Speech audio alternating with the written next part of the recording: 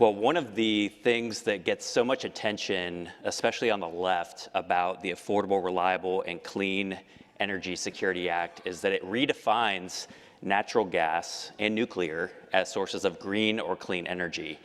And that is why one of my favorite quotes that I've seen about this came from Greenpeace USA. They said, James, basically, that presentation and this piece of model legislation is pure Orwellian greenwashing.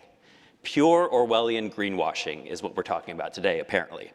That was the first quote that was featured in an Associated Press story when Representative Landry passed his legislation in Louisiana. So that got top billing. But as Cameron mentioned, my name is Schalk. I'm with the American Legislative Exchange Council. And I wanted to talk a little bit today about why ALEC is involved in this. Why do we have model legislation on this topic? How did it come to ALEC? And where are we going from here? What has been some of the action out in the states?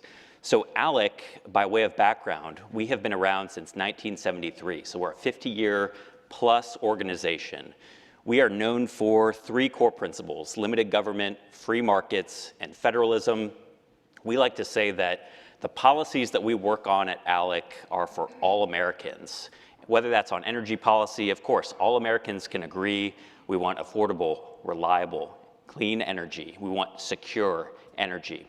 But across the board at ALEC, we're working on things like providing more options for parents and their kids' education, making sure that Americans can keep more of their hard-earned paychecks, working to keep healthcare prices low and affordable, and good quality care. And so across the board, ALEC is working for all Americans. The other great thing, in addition to being a policy organization, we're a membership organization.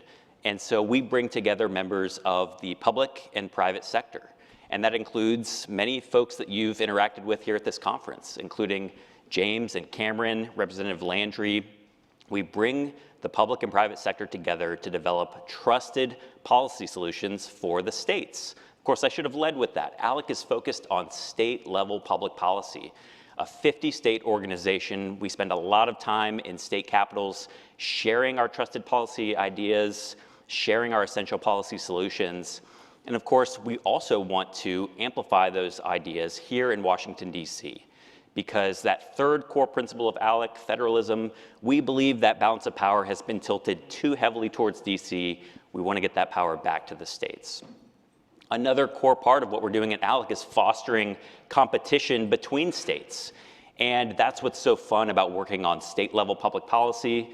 We're so quickly able to see what's working and what's not working when it comes to things like high tax rates or perhaps a renewable portfolio standard or a cap-and-trade program. So that's a little bit about ALEC. So ALEC, as I mentioned, we develop model legislation. I love to say that this process begins and ends with state legislators. So every piece of model legislation, and you'll see them on alec.org, they're all publicly available. There are about 1,000 different model policies on our website. Each one of them has been brought to ALEC and sponsored by a currently serving state legislator. We go through a voting process, a discussion process with our members, and ultimately, the end of that process is a stamp of approval from our board of directors, which is comprised completely of state legislators. So one of those policies, again, is the ARC Energy Security Act. And I was maybe a little bit later to the game than some others in learning about this model policy. I actually learned about it from the Washington Post, who wrote a story back in January 2023.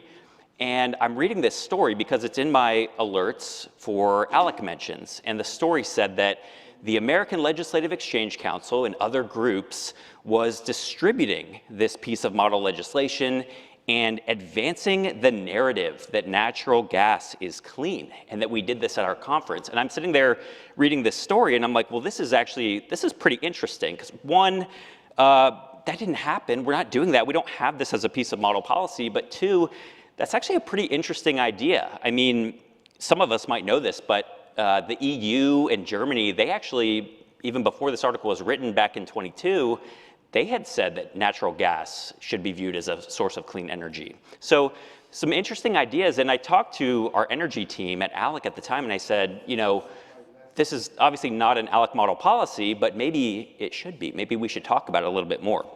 So fast forward to 2024, this actually was introduced by an ALEC member at our conference by our Energy, Environment, and Agriculture Task Force. It sailed through, got the stamp of approval, and it quickly became one of our featured essential policy solutions at ALEC. This is a publication that we put out every December, full of model policy ideas spanning our 12 task forces, and we take copies of this with us around the country to state capitals. So this actually got top billing in our essential policy solutions over the last 2 editions. Now, one of the things that we also love to do at ALEC is recognize the policy champions, state legislators, who are doing the heavy lifting of introducing legislation that is consistent with ALEC ideas. And the first legislator in the country to do that successfully was Representative Jacob Landry of Louisiana. We were proud to give him an ALEC Policy Champion Award for those efforts. I know he'll tell us a little bit more about that, but what was really incredible was this was actually a bipartisan success, if I'm remembering correctly, in both chambers of the Louisiana legislature.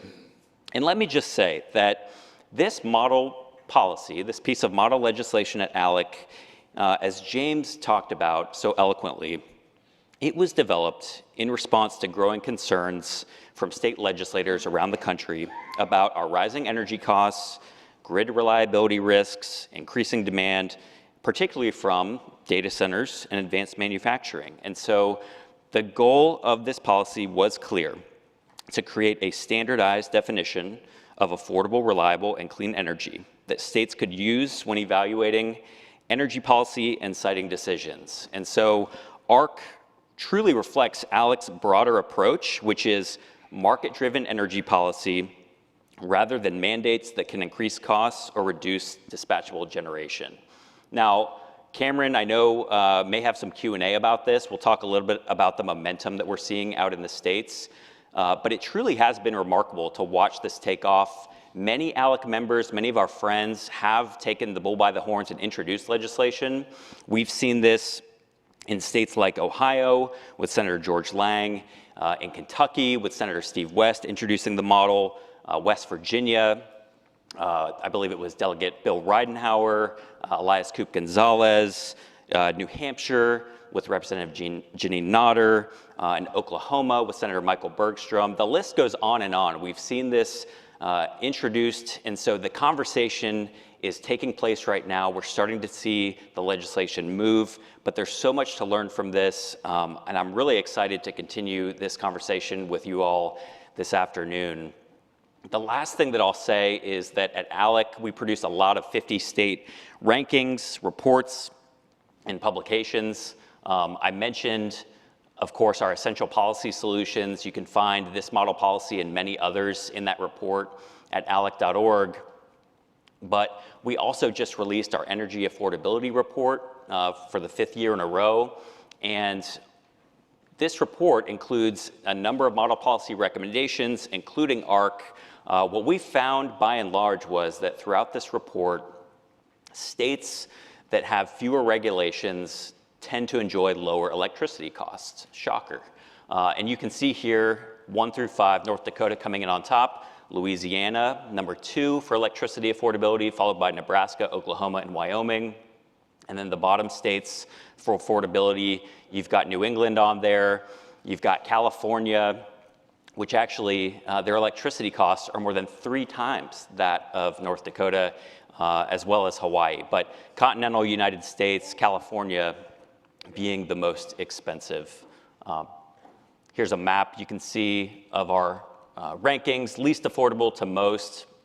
And again, you can download a copy of this report at alec.org, but chief among the model policy recommendations that you'll find is the ARC Energy Security Act. Thank you.